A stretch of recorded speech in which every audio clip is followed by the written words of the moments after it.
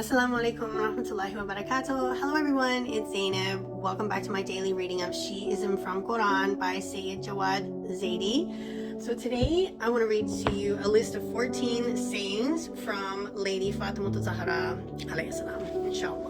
So in the name of Allah, most gracious, most merciful, all praise belongs to Him, and peace and blessings to Prophet Muhammad and his pure family.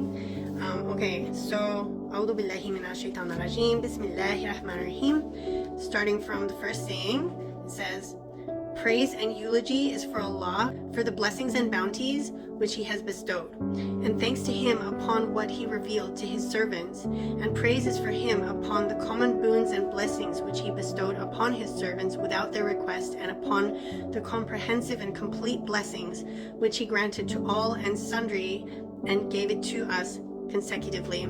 Those graces and favors which are uncountable and are irredeemable and not compensable due to their plentifulness of number, and the imagination of their end is out of the reach of human mind.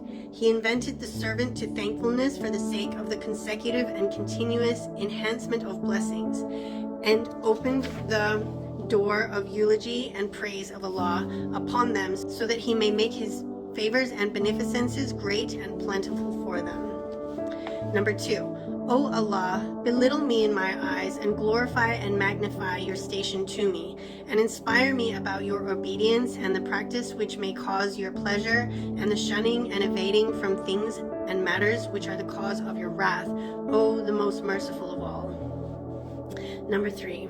I testify that there is no deity except the sole and matchless Allah, and testify of the singleness of Allah is a word that Allah has declared sincerity as its reality, and made the hearts and the center of its contact and union, and has made the specifications and research of the oneness of Allah's station obvious and evident in the light of meditation.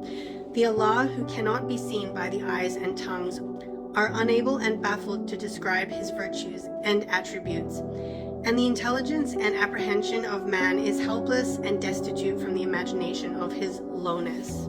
Number 4.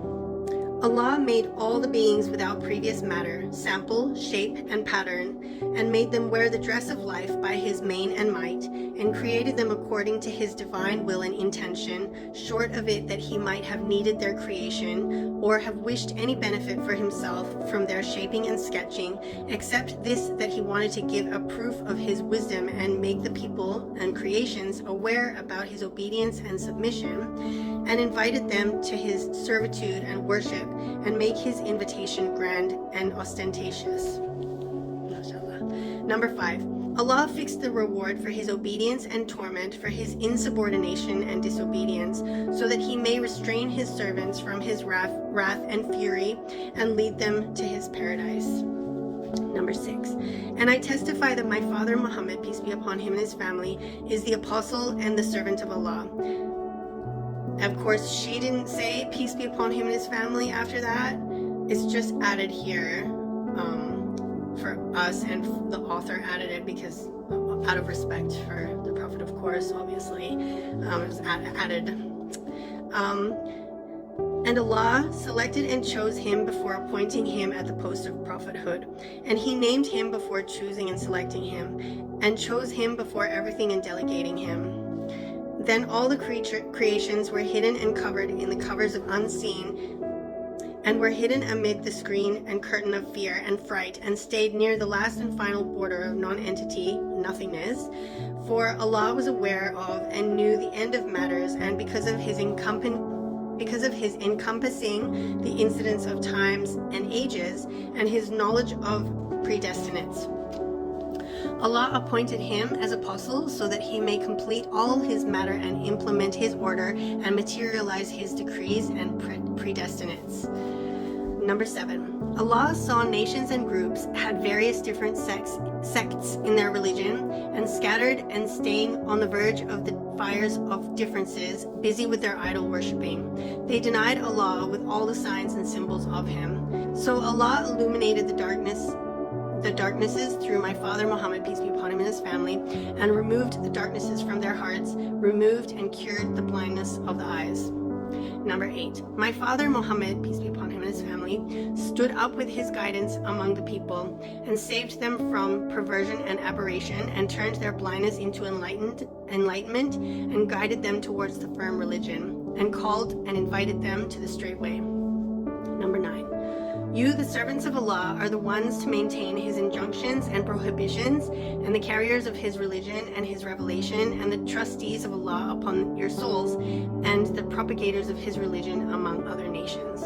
Number 10, O the servants of Allah, beware the real leader from Allah is present among you, and the commitment has previously been made to you, and the remaining and leftover of the prophethood has been appointed for your guidance.